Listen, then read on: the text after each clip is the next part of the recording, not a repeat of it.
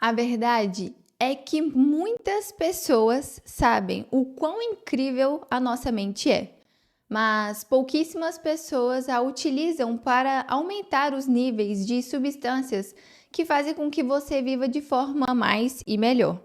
O meu nome é Marcela Lisboa e é exatamente o que eu vou falar com você hoje nesse vídeo. No vídeo passado, nós falamos sobre as 3 primeiras substâncias, que envolvia a dopamina, a ocitocina e a serotonina.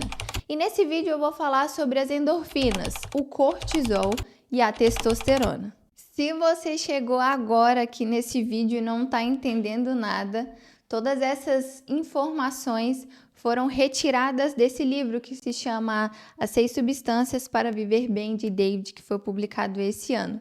Esse livro é ótimo, ele é incrível, engrandecedor.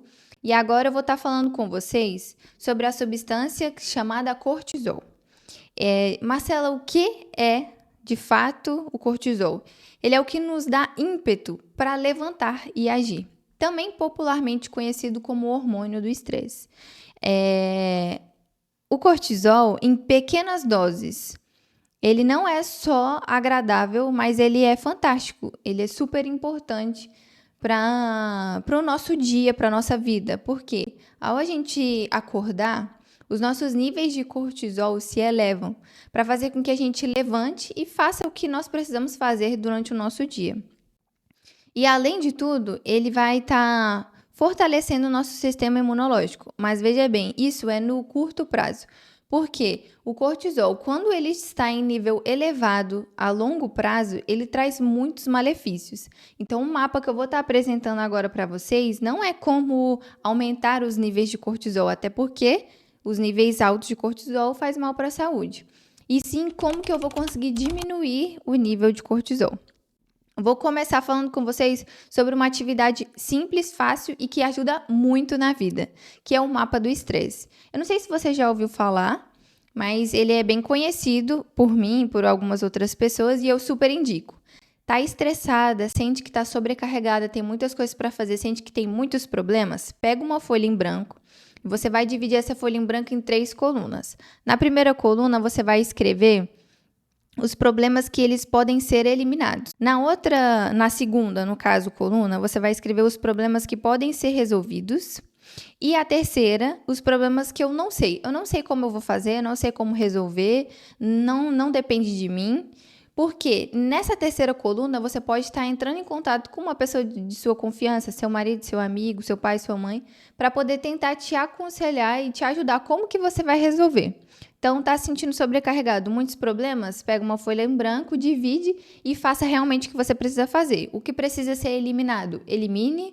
Se tiver como, seja pedir desculpa para alguém, resolver algo financeiro. Se tiver como, resolva. Se não, coloque na coluna correta. Porque quando você escreve, você consegue trazer à sua mente uma calma maior que dá para resolver e que está sob controle. Agora, quando fica só no mundo das ideias na cabeça, isso torna muito maior do que de fato é. Então, além do mapa do estresse, que eu indico para vocês, é a prática de exercícios físicos. E como vocês viram no vídeo anterior sobre as outras substâncias, a prática de exercícios físicos também faz muito bem. Então, para o cortisol não é diferente. Além da prática de exercício físico, nós também podemos meditar. A meditação vai trazer muitos benefícios, mas o que eu gostaria de dar ênfase aqui agora sobre o cortisol é que vai ajudar a reduzir os níveis de estresse. Movimentos. Marcelo, o que você quer dizer com movimentos? Os movimentos são algumas habilidades da oratória e da comunicação que eu coloquei aqui basicamente como exemplo de uma apresentação, de algum trabalho ou algo do tipo que você precisa falar em público. Quando você para de se movimentar, inclusive a cabeça, qualquer coisa, você fica totalmente estável e imóvel, você traz uma informação para o seu corpo que você precisa ou lutar ou fugir. E isso faz com que os seus níveis de estresse, de cortisol, aumentam. Então, você utilizar algumas técnicas como fazer movimentos leves, simples, falar devagar, vai ajudar com que os seus níveis de estresse abaixem e você consiga pensar com mais clareza. Então, esse exemplo aqui é mais voltado para algum tipo de apresentação, ou algo mais do executivo, ou se você está conversando com alguma pessoa que é muito importante. Já uma outra dica que eu tenho para vocês é sobre a respiração. Se sentiu ansiosa, muito sobrecarregada, muito estressada, a dica da respiração é o seguinte: em 1 minuto você vai respirar, inspirar e expirar profundamente de 6 a 8 vezes, fazendo com que chegue mais oxigênio no seu cérebro, você pense de maneira mais e melhor e os seus níveis de estresse diminuam. Isso facilita todo esse movimento em questão da diminuição do cortisol. Tá, além do cortisol, o que você tem de tão importante para poder falar hoje? As endorfinas. A palavra endorfina, endo, vem de endógeno, que são substâncias produzidas naturalmente pelo nosso organismo. E a morfina é um opiáceo. Marcelo, o que é um opiáceo? Ela é uma classe de substâncias químicas que vão ter como principal característica a capacidade de aliviar a sua dor. E foi batizada em homenagem a Morfeu, o deus grego dos sonhos. Então, são substâncias que o seu próprio corpo vai produzir para fazer com que você tenha alívio da dor. E quando eu falo sobre alívio da dor e trago a informação assim para você, escolha a sua dor. O que isso tem a ver? Bom, quando nós estamos fazendo, por exemplo, um exame de sangue, naquele momento da picada da agulha, dói. Só que ela costuma ser rápida, porque logo em seguida as endorfinas entram em ação, trazendo o quê? Um alívio daquela dor imediata. O seu próprio corpo produziu aquele opiáceo, trouxe aquelas substâncias para trazer um alívio da dor. Outro grande exemplo é quando a gente está andando e bate o dedinho do pé no móvel. Não é aquela dor que dura para sempre, meu Deus, como tá doendo e continua doendo. Não, costuma doer muito, mas logo em seguida passa rapidamente, porque as endorfinas entraram em ação. E uma coisa que é verdade, você começa a gostar da dor e ela traz muitos benefícios para você na sua saúde, é em questão da musculação, da academia. Porque quando você fala sobre escolher a sua dor, naquele momento que você está treinando, aumentando o peso ou simplesmente fazendo as suas repetições, o músculo está em sofrimento e você sente o quê? Queimação, um desconforto.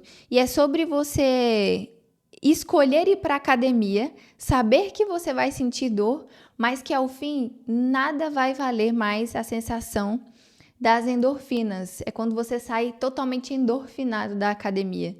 Então, é uma escolha de dor que a gente costuma falar que ela não é só importante como essencial para a sua longevidade.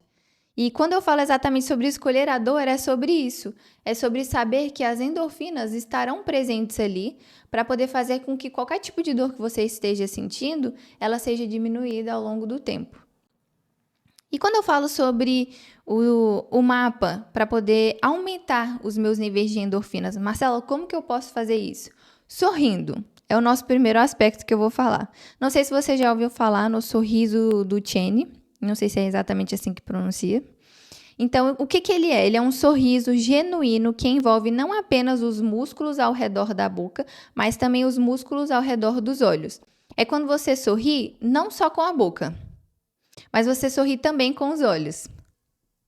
Quando você traz todo o trabalho dessa musculatura envolvendo boca e olhos, traz alguns benefícios, como, por exemplo, transmitir uma imagem de credibilidade, a menor probabilidade de divórcio, maior probabilidade de casamento, o aumento da felicidade e até a longevidade.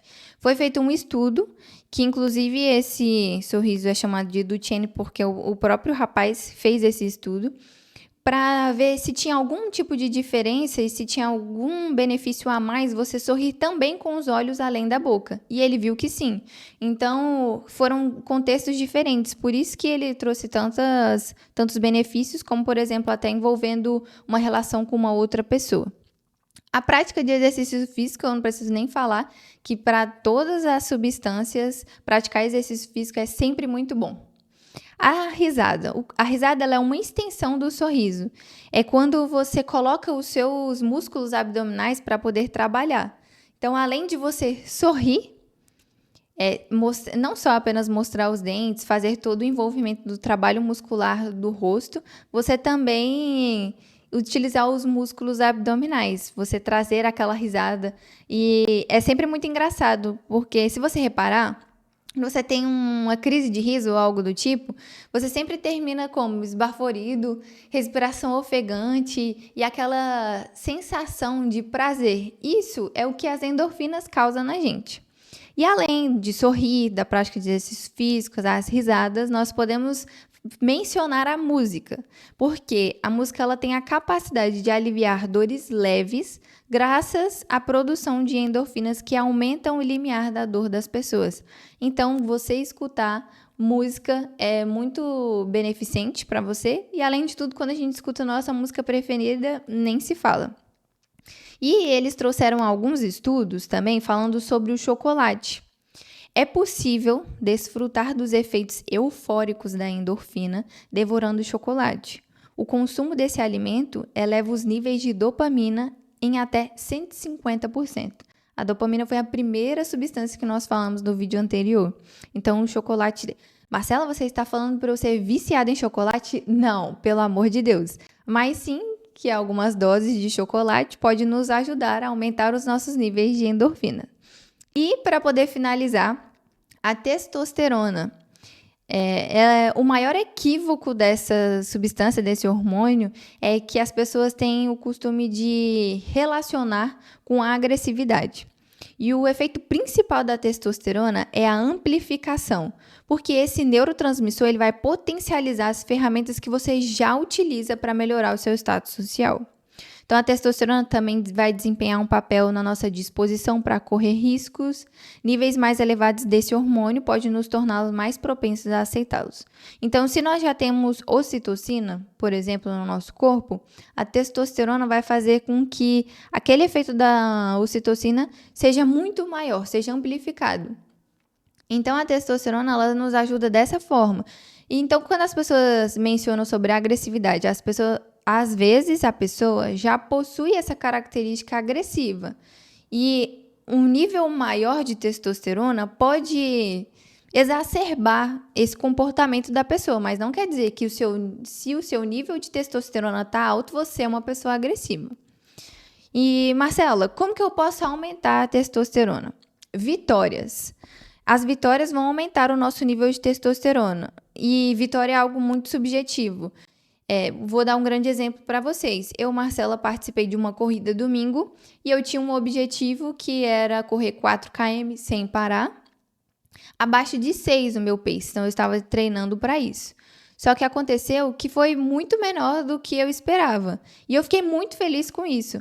Mas eu não precisava chegar a 5:10 para poder ficar feliz. Se eu chegasse a 5:30, 5:40, 5:50, eu já ficaria muito feliz, porque isso seria uma grande vitória para mim. Porque há poucos anos atrás eu não conseguia correr nem 1 km inteiro sem parar. Então, isso que é uma vitória para mim, no caso.